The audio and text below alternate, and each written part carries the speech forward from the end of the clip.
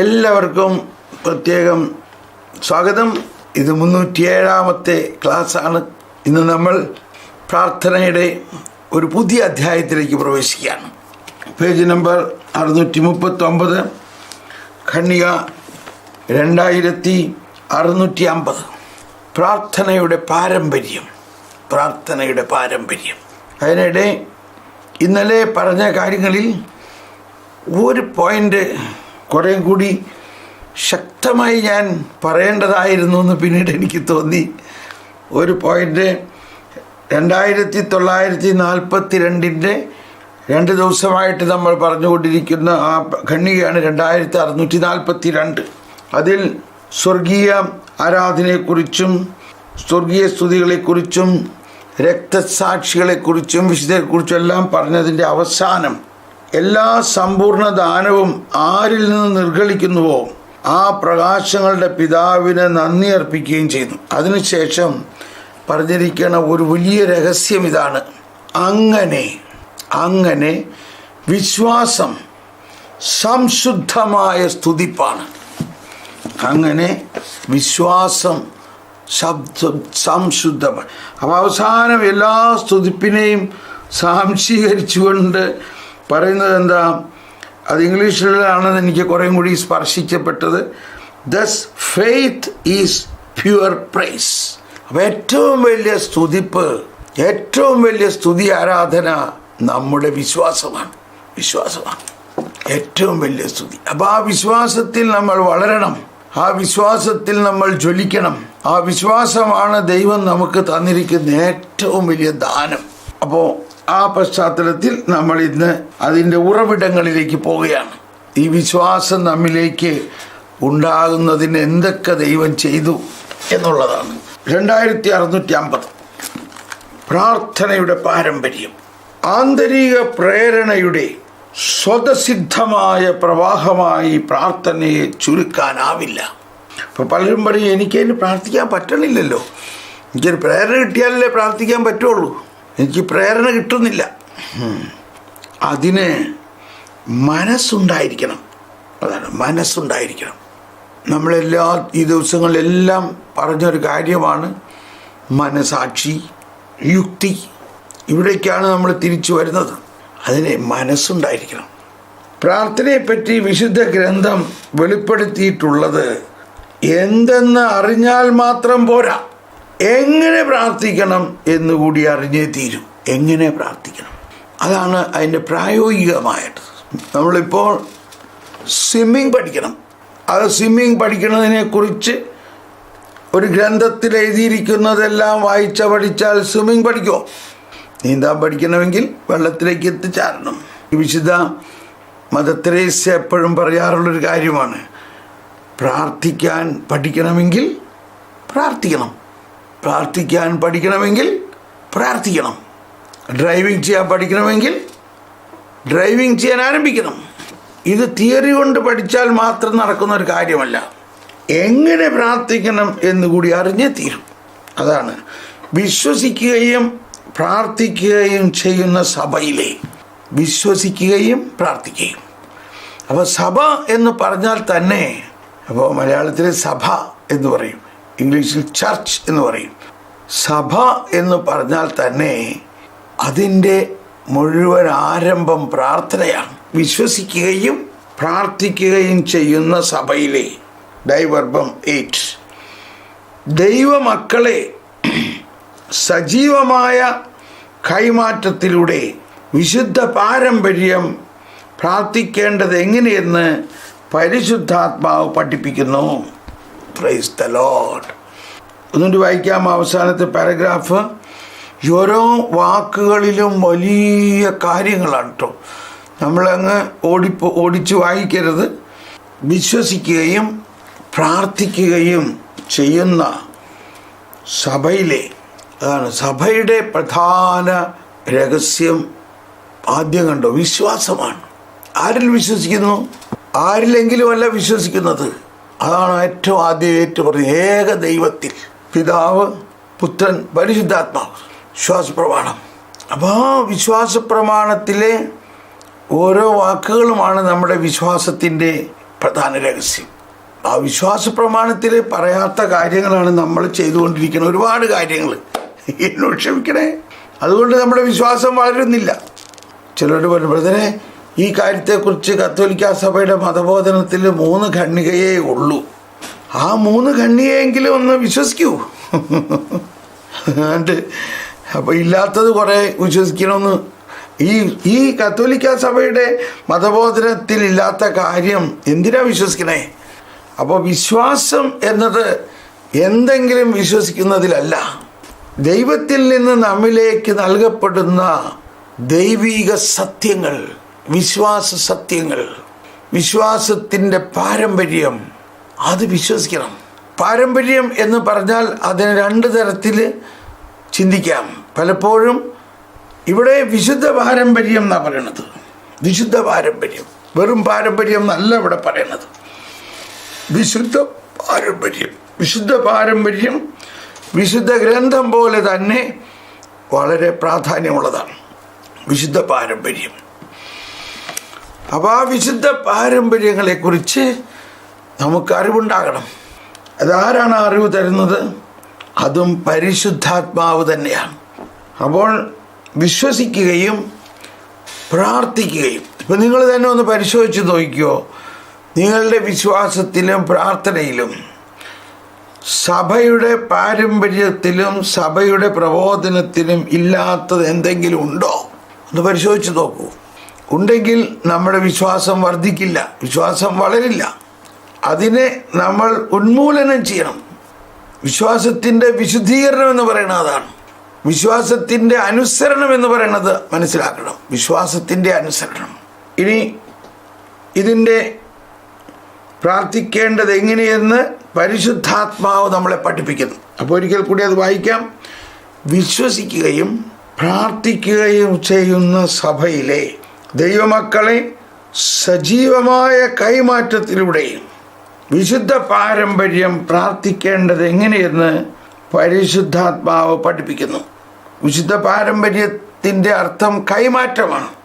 ദൈവമക്കളെ സജീവമായ വിശ്വസിക്കുകയും പ്രാർത്ഥിക്കുകയും ചെയ്യുന്ന സഭയിലെ, അപ്പോൾ ആ സഭയുടെ വിശ്വാസവും പ്രാർത്ഥനയും എങ്ങനെയാണ് ചെയ്യേണ്ടതെന്നുള്ളത് ഒരു കൈമാറ്റമാണ്, സഭയിൽ ഉള്ള ഒരു കൈമാറ്റമാണ്.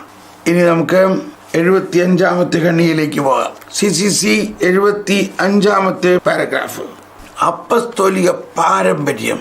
ഇപ്പം നേരത്തെ നമ്മൾ വിശുദ്ധ പാരമ്പര്യം എന്ന് കേട്ടു, ഇപ്പം നമ്മൾ അപ്പസ്തോലിക പാരമ്പര്യം എന്ന് കേൾക്കണം. അത്യുന്നത ദൈവത്തിൻ്റെ സർവ വെളിപാടിൻ്റെയും സാക്ഷാത്കാരമായ കർത്താവായ ക്രിസ്തു, അതാണ് മനസ്സിലാക്കേണ്ടത്. അപ്പോൾ ഇത് പറയുമ്പോൾ തന്നെ നമ്മളിപ്പോൾ ഒരുപാട് വെളിപാട് എന്നുള്ള വാക്ക് ഉപയോഗിച്ചുകൊണ്ട് ഒരുപാട് പോസ്റ്റുകൾ കാണാം. ആ വെളിപാട് കിട്ടി, വെളിപാട്.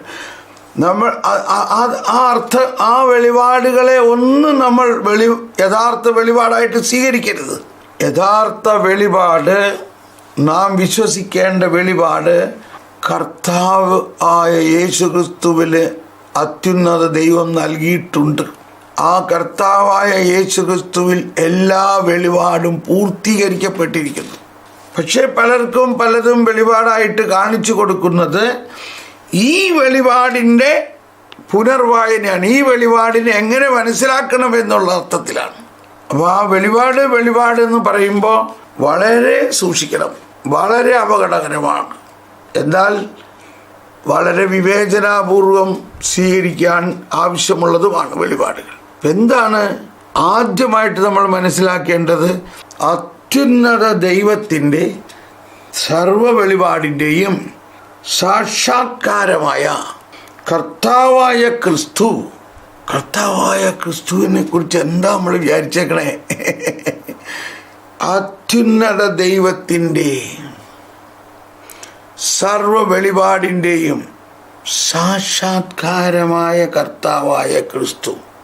സുവിശേഷം പ്രഘോഷിക്കുന്നതിന് അപ്പസ്തോലന്മാരോട് കൽപ്പിച്ചു. അപ്പസ്തോലന്മാരാണ് ആ സുവിശേഷത്തിൻ്റെ ആദ്യത്തെ പ്രഘോഷകരും അതിൻ്റെ കാര്യസ്ഥരും. അവരോട് കൽപ്പിച്ചു, ഇത് പ്രവാചകന്മാർ മുൻകൂട്ടി വാഗ്ദാനം ചെയ്തതും അവിടുന്ന് തന്നെ പൂർത്തീകരിച്ചതും സ്വന്തം അധരം കൊണ്ട് പ്രഖ്യാപിച്ചതുമാണ്. അതാണ് വലിയ രഹസ്യം. ഇത് ഈശോ മിശിഹ അത്യുന്നത ദൈവത്തിൻ്റെ സർവ വെളിപാടുകളുടെയും പൂർത്തീകരണമായ ക്രിസ്തു ആ അനാദി മുതലേ അനന്തത വരെ അവിടുന്ന് ദൈവമാണ്. ആ ദൈവം, ആ അനന്തവചനമായ നിത്യവചനമായ ഈശോ, ദൈവത്തോടൊപ്പമായിരുന്ന, പിതാവിനോടൊപ്പമായിരുന്ന ആ വചനം, അവൻ ആദിയിൽ വചനമുണ്ടായി, വചനം ദൈവത്തോടു കൂടെയായിരുന്നു, വചനം ദൈവമായിരുന്നു, അവൻ ദൈവത്തോടു കൂടെയായിരുന്നു. കണ്ടോ, അവൻ അനാദി മുതലേ ഉണ്ടായിരുന്ന അവൻ, സകലതും അവനിലൂടെ സൃഷ്ടിക്കപ്പെട്ടു. ആ അവൻ ആകുന്ന വചനം മനുഷ്യനായി അവതരിച്ച് പിതാവ് പണ്ടേ മുതൽ തിരഞ്ഞെടുക്കുക അപ്പസ്തോലന്മാരാകാൻ തിരഞ്ഞെടുത്ത ആ അപ്പസ്തോലന്മാരെ കണ്ടെത്തി അവരെ വിളിച്ചു. അവരോട് തൻ്റെ ദൈവം നേരിട്ട് അധരം തുറന്ന് സംസാരിക്കുകയാണ്. വചനമാകുന്ന ദൈവം മനുഷ്യനായി അവതരിച്ച് ആ ലോകം അവസാനം വരെ വേണ്ടതായ പ്രബോധനവും സുവിശേഷവും വാക്കാൽ തൻ്റെ അധരത്തിലൂടെ ഈ അപ്പസ്തോലന്മാർക്ക് സ്വന്തം അധരങ്ങൾ കൊണ്ട് പ്രഖ്യാപിച്ചു. അതാണ് നമ്മളിലേക്ക് കൈമാറ്റപ്പെട്ടിരിക്കുന്നത്. സുവിശേഷം പ്രഘോഷിക്കുന്നതിലൂടെ അവർ ദൈവദാനങ്ങൾ എല്ലാ മനുഷ്യർക്കുമായി പകർന്നു കൊടുക്കുകയും രക്ഷാകര സത്യം മുഴുവൻ്റെയും ധാർമ്മിക വ്യവസ്ഥയുടെയും ഉറവിടമായി അതിനെ അവതരിപ്പിക്കുകയും ചെയ്യുന്നു. സുവിശേഷം രക്ഷാകര സത്യം മുഴുവൻ്റെയും, രക്ഷാകര സത്യം നമുക്കിപ്പോഴും മനസ്സിലാക്കാൻ പറ്റാത്തത് രക്ഷാകര സത്യമാണ്. ഞാൻ പറയണത് ചിലത് മനസ്സിലാക്കാൻ വേണ്ടി പറയുന്നതാണ് കേട്ടോ. ഒരിക്കൽ ഞാനൊരു വളരെ പ്രസിദ്ധമായ ഒരു കന്യാസ്ത്രീ മഠത്തിൽ ധ്യാനം നടത്തി. ഇപ്പോൾ കരുണയെക്കുറിച്ച് ജോൺ പോൾ രണ്ടാമൻ മാർപ്പാപ്പയുടെ പ്രബോധനങ്ങളും ഫ്രാൻസിസ് മാർപ്പാപ്പയുടെ പ്രബോധനങ്ങളും ഒക്കെ എടുത്ത് പറഞ്ഞു. ദൈവനീതിയെക്കുറിച്ച് പറഞ്ഞു. ദൈവനീതിയെ കരുണയും തമ്മിലുള്ള ഉള്ളടക്കത്തെക്കുറിച്ച് പറഞ്ഞു. ഇവിടെ ദൈവനീതി, കർത്താവും ജീവദാതാവും, നമ്മുടെ പ്രിയപ്പെട്ട ജോൺ പോൾ രണ്ടാമൻ മാർപ്പാപ്പയുടെ കർത്താവും ജീവദാതാവിലും 2-ാം അധ്യായത്തിൻ്റെ പ്രധാന തീം പാപം, നീതി, ന്യായവിധി. അതിൽ 27-ാമത്തെ ഖണ്ഡികയിൽ പറഞ്ഞിരിക്കുന്നൊരു വാക്ക് പെട്ടെന്ന് ഞാൻ പറയാം. പാപം എന്ന് പറഞ്ഞാൽ എന്താ? വിശ്വസിക്കാത്തത് കൊണ്ട് പാപത്തെക്കുറിച്ച്. അപ്പോൾ എന്താണ് യഥാർത്ഥ പാപം? ഈ വചനം പാപം എന്നതിന് യേശു തൻ്റെ ജനത്തിൻ്റെ ഇടയിൽ കണ്ടുമുട്ടിയ വിശ്വാസമില്ലായ്മ എന്നാണ് അർത്ഥം. നസ്രത്ത് പട്ടണത്തിലെ തൻ്റെ സ്വന്തം ജനത്തിനിടയിൽ കണ്ടു തുടങ്ങിയതാണത്. പാപത്തിൻ്റെ അർത്ഥം അവിടുത്തെ ദൗത്യത്തെ പരിത്യജിക്കൽ എന്നാണ്. മരണത്തിന് അവിടുത്തെ ഏൽപ്പിച്ചു കൊടുക്കാൻ ജനങ്ങളെ പ്രേരിപ്പിച്ച ഒരു പരിത്യജിക്കലാണത്. പിന്നീട് അവിടുന്ന് നീതിയെപ്പറ്റി പറയുന്നു. ശ്രദ്ധിക്കണം, പിതാവ് അവിടത്തേക്ക് ഉത്ഥാനത്തിൻ്റെയും സ്വർഗാരോഹണത്തിൻ്റെയും മഹത്വം നൽകുമ്പോൾ, പിതാവ് അവിടത്തേക്ക് ഉത്ഥാനത്തിൻ്റെയും സ്വർഗാരോഹണത്തിൻ്റെയും മഹത്വം നൽകുമ്പോൾ അവിടത്തേക്ക് പുനഃസ്ഥാപിച്ചു കൊടുക്കുന്ന സുനിശ്ചിതമായ നീതിയെയാണ് അവിടെ നിന്ന് ഉദ്ദേശിക്കുന്നത് കേട്ടോ. അതാണ് ദൈവനീതി. അപ്പം അതിനെക്കുറിച്ച് നമ്മൾ ഒരുപാട് പറഞ്ഞിട്ടുള്ളതാണ്. ഇത് പറയാൻ കാരണം, ഇപ്പോൾ ഒരുപാട് പേര് നമ്മളെ പഠിപ്പിക്കേണ്ടത് കരുണയുടെ കാലം കഴിഞ്ഞു, ഇനി നീതിയുടെ കാലമാണ്. കരുണയുടെ കാലം കഴിഞ്ഞു. അപ്പം ഞാൻ ഇതെല്ലാം പറഞ്ഞുകൊണ്ടിരിക്കുമ്പോൾ ഒരു സിസ്റ്റർ, ഞാൻ സിസ്റ്റർമാരെ കുറ്റം പറയല്ല, ആ സംഭവം ഓർമ്മ വന്നുകൊണ്ട് പറയാണ്. ഒരു സിസ്റ്റർ കൈ ഉയർത്തിയിട്ട് ചോദിച്ചു, അതിനെ ഫസ്റ്റിനറി ഡയറിയിൽ ഇങ്ങനെ എഴുതിയിട്ടുണ്ടല്ലോ, കരുണയുടെ കാലം കഴിഞ്ഞു, ഇനി നീതിയുടെ കാലമാണ് പറഞ്ഞത്. ഒരുപാട് വചന പ്രഘോഷകരും അതാണല്ലോ പറയണത്, ഈ നീതിയുടെ കാലമാണെന്ന് പറഞ്ഞു. അപ്പോൾ ഞാൻ പറഞ്ഞു, സിസ്റ്ററെ, ആ പറയണതിൻ്റെ എന്തർത്ഥത്തിലാണ് നീതി? കരുണയുടെ കാലം കഴിഞ്ഞു, ഇനി നീതിയുടെ കാലമാണ് വരുന്നത് എന്ന് സിസ്റ്റർ പറയുന്നു. ഞാൻ പറയണതെന്ന് കേട്ടോട്ടോ, കരുണയുടെ കാലം ഇനി അതിനേക്കാൾ വലിയ കരുണയാകുന്ന നീതിയാണ് വരാൻ പോണത്. കണ്ടോ, ഞാനും അത് തന്നെയല്ലേ പറഞ്ഞത്. അപ്പം എന്താണ് നീതി? നമ്മളെ സംബന്ധിച്ച് നീതി എന്ന് പറഞ്ഞാൽ നമ്മൾ കോടതിയിലെ നീതി, പോലീസിൻ്റെ നീതി, നീതിന്യായ കോടതി, ഇത്രേ നമ്മൾ കേട്ടിട്ടുള്ളൂ നീതിയെക്കുറിച്ച്. ഇത് ഞാൻ പറയാൻ കാരണം, ഇതെന്തിനാ ഇപ്പോൾ പറഞ്ഞതെന്നറിയോ? ഒറ്റ വാക്കിൻ്റെ അർത്ഥം മനസ്സിലാക്കാനാണ്. അപ്പോൾ ഇതിൽ നിന്ന് നമ്മൾക്ക് മനസ്സിലാക്കാം, നമ്മളിപ്പോഴും ആ ഒറ്റ വാക്കിൻ്റെ അർത്ഥം മനസ്സിലായിട്ടില്ല. എന്താണ് ആ വാക്ക്? രക്ഷാകര സത്യം. കേട്ടോ, രക്ഷാകര സത്യം, ദൈവത്തിൻ്റെ രക്ഷാകര സത്യം യേശുക്രിസ്തുവിലൂടെ വെളിവാക്കപ്പെട്ടത്. അപ്പോൾ ഈശോ 100 പ്രാവശ്യം പറയുന്നുണ്ട്, ഞാൻ വന്നിരിക്കുന്നത് ശിക്ഷിക്കാനല്ല, രക്ഷിക്കാനാണ്. എന്നാലും നമ്മളുടെ സുവിശേഷ പ്രഘോഷണ വേദികളിൽ ഈ രഹസ്യം മനസ്സിലാക്കാതെ, സഭയുടെ പ്രബോധനം മനസ്സിലാക്കാതെ, ഓരോരുത്തരും അവൻ്റെ ഉള്ളിൽ തോന്നിയ രീതിയിൽ എല്ലാവരും ഒന്ന് ശിക്ഷിച്ചാലേ ശരിയാവുള്ളൂ എന്നുള്ള മാതിരിയാണ്. ഇത് ഫൊസ്റ്റീനയുടെ കരുണയുടെ പുസ്തകത്തിൽ എഴുതിയിരിക്കുന്ന വാക്കിനെ ആളുകൾ വ്യാഖ്യാനിക്കുന്നതാണിത്. അതാണ് ഞാൻ പറഞ്ഞത്. ഫൊസ്റ്റീന ഇപ്പം തിരിച്ചു വന്നാൽ എന്ത് വിചാരിക്കും? ജോൺ പോൾ രണ്ടാമൻ മാർപ്പാപ്പയാണ് ഈ കരുണയെക്കുറിച്ച് ഇത്രയും വലിയ പ്രബോധനങ്ങളെല്ലാം ഇറക്കി, ചാക്രിക ലേഖനങ്ങൾ ഇറക്കി.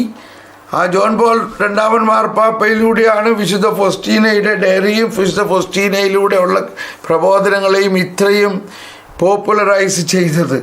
അതിനെ നേരെ തകിടം മറിച്ചുകൊണ്ടാണ് മനുഷ്യൻ ചിന്തിച്ചുകൊണ്ടിരിക്കുന്നത്. അപ്പോൾ വിശ്വാസം എന്നത് ഈ പറയണ അല്ല. എന്ത് ചെയ്യുമെന്ന് ആലോചിച്ച് നോക്കി. എന്ത് ചെയ്യും? കരുണക്കൊന്ത ചെയ്യുന്നുണ്ട്, എല്ലാം ചെയ്യുന്നുണ്ട്. കരുണ എന്താണെന്ന് മനസ്സിലാക്കാതെയാണ് ചെയ്യണത്. അപ്പോൾ നമുക്ക് നഷ്ടപ്പെടുന്നത് എന്താണ്? ആ വാക്ക് രക്ഷാകര സത്യം.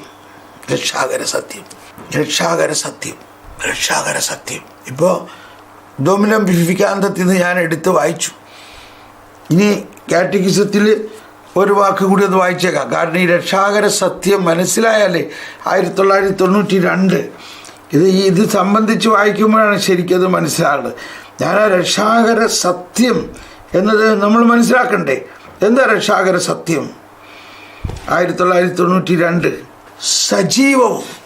സജീവം എന്ന് പറഞ്ഞാൽ തന്നെ ഈശോ ബലി അർപ്പിച്ചത് ചത്ത ബലിയല്ല, മരിച്ച ബലിയല്ല, സജീവ ബലിയാണ് അർപ്പിച്ചത്.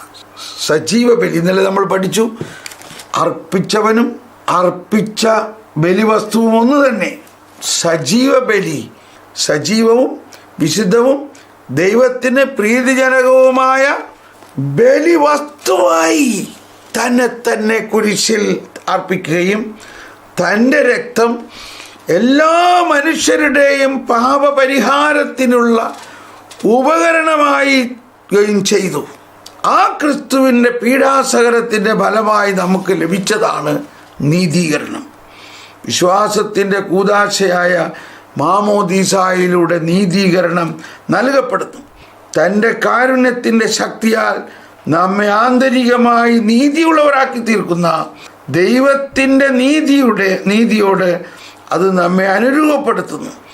അതിൻ്റെ ലക്ഷ്യം ദൈവത്തിൻ്റെയും ക്രിസ്തുവിൻ്റെയും മഹത്വവും നിത്യജീവനുമാകുന്ന ദാനമാണ്. ഓക്കെ, ഇത് നമുക്കിനി പിന്നീട് പഠിക്കാനുണ്ടാവുന്നത്, അപ്പോൾ നമുക്ക് വിശദമായിട്ട് പഠിക്കാം. പക്ഷെ ഇപ്പോൾ ഇത്രയും മനസ്സിലാക്കിയാൽ മതി. ഈ നമ്മളിവിടെ പ്രാർത്ഥനയെക്കുറിച്ച് പഠിച്ചപ്പോൾ വിശ്വാസവും പ്രാർത്ഥനയെന്ന് പറയും. എന്തുകൊണ്ടാണ് നമ്മുടെ പ്രാർത്ഥനയ്ക്ക് ഒരു കഴമ്പില്ലാത്തത്, കരുത്തില്ലാത്തത്, പലതും പ്രാർത്ഥിച്ചിട്ട് നടക്കാത്തത്? എന്ത് വിശ്വാസത്തിലാണ് നമ്മൾ പ്രാർത്ഥിക്കുന്നത്? സഭയുടെ അടിസ്ഥാനപരമായ വിശ്വാസ പാരമ്പര്യത്തിൽ നമ്മൾ വിശ്വസിക്കുന്നുണ്ടോ? സഭയുടെ ഔദ്യോഗികമായ പ്രബോധനത്തിൽ നമ്മൾ വിശ്വസിക്കുന്നുണ്ടോ? സഭയുടെ വിശ്വാസ പ്രമാണം നമ്മളിങ്ങനെ പറയണതല്ലാതെ അതിൻ്റെ കഴമ്പിൽ നമ്മൾ വിശ്വസിക്കുന്നുണ്ടോ? അതാണിപ്പോൾ ഇവിടെ പറയുന്ന വലിയ വെല്ലുവിളിയാണിത്. സുവിശേഷം പ്രഘോഷിക്കുന്നതിലൂടെ അവർ ദൈവദാനങ്ങൾ എല്ലാ മനുഷ്യർക്കായി പകർന്നു കൊടുക്കുകയും രക്ഷാകര സത്യം. ഈ കാറ്റഗിസത്തിൽ നിങ്ങളെ ശ്രദ്ധയ്ക്ക് പറയുകയാണ്, ഇതിൽ പ്രധാന ഒരു കാര്യം, ഇതിൻ്റെ ഓരോ വാക്കിൻ്റെ അകത്ത് ഒരു ആശയപ്രപഞ്ചമുണ്ട്. നമ്മളങ്ങ് തുറന്നൊരു വായിച്ചിട്ടൊന്നും മനസ്സിലായില്ല എന്ന് പറയും. അത് മനസ്സിലാവില്ല. കാരണം അതിൻ്റെ ഓരോ വാക്കിനെ എടുത്ത് പഠിക്കണം. ഓരോ വാക്കിനെ ഇപ്പോൾ നമ്മൾ പഠിക്കുകയാണ് രക്ഷാകര സത്യം എന്ന് പറഞ്ഞാൽ എന്താണ് രക്ഷാകര സത്യം? എന്തോ ഒരു വലിയ കാര്യമാണത് രക്ഷാകര സത്യം. ഇപ്പോൾ നമ്മൾ പ്രാർത്ഥനയിലേക്ക് പോവുകയാണ്. ഇത് ഇനി നമുക്ക് തിരിച്ച് പഠിക്കാനുണ്ടാവും. രക്ഷാകര സത്യം മുഴുവൻ്റെയും ധാർമ്മിക വ്യവസ്ഥയുടെയും ഉറവിടം. എന്താണ് ഉറവിടം? കണ്ടു, ഉറവിടം. എന്തോ ഒരു മനോഹരമാണത് ആ വാക്ക്, ഉറവിടം. അപ്പോൾ രക്ഷാകര സത്യം മുഴുവൻ്റെയും ധാർമ്മിക വ്യവസ്ഥയുടെയും ഉറവിടമായി അതിനെ അവതരിപ്പിക്കുകയും ചെയ്യുന്നു. എന്തിനെ അവതരിപ്പിച്ചു? ഈശോ അത്യുന്നത ദൈവത്തിൻ്റെ സർവ്വ വെളിപാടിൻ്റെയും സാക്ഷാത്കാരമായ കർത്താവ് ഈശോ മിശിഹ മനുഷ്യനായി അവതരിച്ച് തൻ്റെ അധരത്തിലൂടെ ഈ പൂർത്തീകരിക്കപ്പെട്ട എല്ലാ രഹസ്യങ്ങളും ഉണ്ടോ പൂർത്തീകരിച്ചതും അത് യേശുക്രിസ്തു പൂർത്തീകരിച്ച കാര്യങ്ങളാണ്, സ്വന്തം അധരം കൊണ്ട് പ്രഖ്യാപിച്ചു. അപ്പോൾ ഇവിടെയാണ് ഈശോയുടെ പരസ്യ ജീവിതകാലത്ത് പറഞ്ഞ വാക്കുകളും ആ പരസ്യ ജീവിതത്തിന് ശേഷം പീഡാസഹനം ഉയർപ്പിലൂടെ ഈ രക്ഷാകര സത്യങ്ങളെ പൂർത്തീകരിച്ചതിന് ശേഷം 40 ദിവസം ഈശോ അപ്പസ്തോലന്മാരെ പഠിപ്പിച്ചു. അപ്പസ്തോലന്മാരോട് കൂടെ ഇരുന്ന് പ്രാർത്ഥിച്ചു, പ്രവർത്തിച്ചു. അപ്പസ്തോല പ്രവർത്തനം 1-ാം അധ്യായം 3-ാമത്തെ വചനം. പീഡാനുഭവത്തിന് ശേഷം 40 ദിവസത്തേക്ക് യേശു അവരുടെ ഇടയിൽ പ്രത്യക്ഷനായി ദൈവരാജ്യത്തെക്കുറിച്ച് പഠിപ്പിച്ചു. അങ്ങനെ അവൻ അവർക്ക് വേണ്ടത്ര തെളിവുകൾ നൽകിക്കൊണ്ട് ജീവിക്കുന്നവനായി പ്രത്യക്ഷപ്പെട്ടു. ആര്? മരിച്ച ആള് ഉയർത്തെഴുന്നേറ്റ് അതിനുശേഷം നടത്തിയ പ്രബോധനമാണ് യഥാർത്ഥ പ്രബോധനം. നമുക്ക് പെട്ടെന്ന് അത് റെക്കോർഡ് ചെയ്യേണ്ടതായിരുന്നില്ലേ? റെക്കോർഡ് ചെയ്തിട്ടുണ്ട്. ആര് റെക്കോർഡ് ചെയ്തിട്ടുണ്ട്? പരിശുദ്ധാത്മാവ്. അതിപ്പോൾ ആർക്ക് വേണമെങ്കിലും പരിശുദ്ധാത്മാവേ ആത്മാർത്ഥമായിട്ട് ഇതെല്ലാം വിശ്വസിച്ചുകൊണ്ട് അന്ന് ഈശോ അപ്പസ്തോലന്മാരോട് പറഞ്ഞ കാര്യങ്ങൾ ഞങ്ങൾക്ക് വെളിപ്പെടുത്തി തരണേ എന്ന് പറയുമ്പോൾ ആ ടോട്ടൽ റെക്കോർഡിങ്ങിന് നമുക്കങ്ങോട്ട് കിട്ടും. അപ്പോൾ ഇപ്പം തന്നെ നമ്മൾ പറഞ്ഞതിനകത്തുനിന്ന് ഒരു വ്യത്യാസം മനസ്സിലായോ? ഈ പ്രവാചകന്മാർ മുൻകൂട്ടി വാഗ്ദാനം ചെയ്തതും അവിടെ നിന്ന് തന്നെ പൂർത്തീകരിച്ചതെന്ന് പറഞ്ഞാൽ എപ്പോഴാണ് പൂർത്തീകരിച്ചത് പീഡാസഹനവും മരണവും ഉയർപ്പും കഴിഞ്ഞപ്പോഴാണ്. ആ പൂർത്തീകരിച്ച് കഴിഞ്ഞതിന് ശേഷം ഉയർത്തെഴുന്നേറ്റ കർത്താവ്, തോമസേ നിന്റെ ആ വിരലിക്ക് കൊണ്ടുവന്ന് എന്നെ ഒന്ന് തൊട്ടേ, കണ്ടോ ഞാൻ ആ മരിച്ച കർത്താവാണോ? അതെ, എന്നാൽ ഇപ്പോഴോ ഉയർത്തിരിക്കുന്നു. എന്നെ ഒന്ന് തൊട്ട് വാ. നീ അവിശ്വാസിയാകാതെ വിശ്വാസിയാകുക എന്ന് പറയുന്നതിൻ്റെ അർത്ഥം നമ്മൾ ഈ ദിവസങ്ങളിൽ കണ്ടു. എബ്രായ ലേഖനത്തിൽ പറഞ്ഞു. എബ്രായ ലേഖനത്തിൽ നമ്മൾ കേട്ടേക്കുന്നത് വിശ്വാസബന്ധത കാണപ്പെടാത്തവ ഉണ്ട് എന്ന ബോധ്യവും പ്രത്യാശിക്കുന്നവ ലഭിക്കുമെന്ന ഉറപ്പുമാണ്. എന്നാൽ അതിനേക്കാൾ ശ്രേഷ്ഠമായ ഒന്നാണ് 11-ാം അധ്യായം കഴിഞ്ഞ് 12-ാം അധ്യായത്തിൽ പറയുന്നത്. അവർക്ക് ആ വിശ്വാസം കൊണ്ട് വാഗ്ദാനം ചെയ്ത് കിട്ടിയില്ല. വിശ്വാസം മൂലം അവരെല്ലാം അംഗീകാരം പ്രാപിച്ചെങ്കിലും വാഗ്ദാനം ചെയ്യപ്പെട്ടത് പ്രാപിച്ചില്ല. കണ്ടോ, നമ്മൾ എന്നും വിശ്വാസം എന്ന് പറഞ്ഞാൽ ക്ലാസ് തുടങ്ങുമ്പോൾ ആദ്യം എബ്രായർ 11:1 എടുക്കണേ. പക്ഷെ 12ലേക്ക് പോണില്ല നമ്മൾ. എന്നിട്ട് 12:1-2 പറയണത് നമ്മുടെ വിശ്വാസത്തിൻ്റെ നാഥനും അതിനെ പൂർത്തീകരിക്കുന്നവനും അതിനെ പൂർണ്ണതയിലെത്തിക്കുന്നവനുമായ യേശുവിനെ മുന്നിൽ കണ്ടുകൊണ്ട് നാം ഓടാൻ. അവൻ തനിക്കുണ്ടായിരുന്ന സന്തോഷം ഉപേക്ഷിച്ച് അപമാനം വകവയ്ക്കാതെ കുരിശ് ക്ഷമയോടെ സ്വീകരിച്ച് ദൈവസിംഹാസനത്തിൻ്റെ വലതുഭാഗത്ത് അവരോധിക്കപ്പെടുകയും ചെയ്തു. അവനെ കണ്ടുകൊണ്ട് ഓട്. കണ്ടോ, നമ്മളെപ്പോഴും അവനെ കാണാൻ നമുക്കിപ്പോൾ അവൻ നമ്മളിലുണ്ട്. അവൻ ഓരോ കുദാശകളിലുമുണ്ട്. ഏതാ കുദാശകൾ? കുദാശ എന്ന് പറയുന്നത് അദൃശ്യമായ ദൈവത്തിൻ്റെ ദൃശ്യമായ അടയാളമാണ്. ഹല്ലേലൂയ, കറക്റ്റായില്ലേ? അത് അവനെ കാണ്. അതാണ് അവിടെ നിന്ന് തന്നെ പൂർത്തീകരിച്ചു. അതെല്ലാം പൂർത്തീകരിച്ചതിന് ശേഷം സ്വന്തം അധരങ്ങൾ കൊണ്ട് മരിച്ച ആളെ ഉയർത്തെഴുന്നേറ്റിട്ട് അവരോട് സംസാരിക്കുകയാണ്. ഒന്നും നമ്മുടെ ബുദ്ധിക്ക് അതൊന്ന് ഉൾക്കൊണ്ടേ, നമ്മുടെ ബുദ്ധിയിൽ അതൊന്ന് ഉൾക്കൊണ്ടേ. വെള്ളിയാഴ്ച ഈശോ മരിച്ചു, അവരെല്ലാം ഹൃദയം നുറുങ്ങി. ആ ആള് ദേ ഞായറാഴ്ച വൈകുന്നേരത്ത് ഇവരുടെ മധ്യത്തിൽ വന്നേക്കണു. എന്താണ് അവസ്ഥ എന്ന് ആലോചിച്ച് നോക്കി. ആ ആൾ അതിനുശേഷം 40 ദിവസം അവരോട് കൂടെ ഇരിക്കണം. അവിടെയാണ് നമ്മൾ മനസ്സിലാക്കേണ്ടത്. നമ്മൾ ഈശോയുടെ പരസ്യ ജീവിതത്തിൽ ഈശോ പറഞ്ഞ കാര്യങ്ങൾ അല്ല ഫൈനൽ, അത് അതിൻ്റെ പ്രവചനമായിരുന്നു. അതുകൊണ്ടാണ് അന്ന് മുഴുവനും പറഞ്ഞിട്ടില്ല, എല്ലാം ഉപമകളിലൂടെ പറഞ്ഞു. എന്നാൽ യഥാർത്ഥമായി ഈശോ പഠിപ്പിച്ചതെല്ലാം അതെല്ലാം പൂർത്തീകരിച്ചു കഴിഞ്ഞ പിന്നെയാണ്. ആ വാക്കിനെ ശരിക്കും പിടിച്ചോളൂ. ഈ വെളിപാടുകളും അനുസരിച്ച് രക്ഷാകര രഹസ്യങ്ങളെല്ലാം പൂർത്തീകരിച്ചു. അവൻ സ്വന്തം ശരീരം ഒരു ബലിവസ്തുവായി കൊടുത്തു.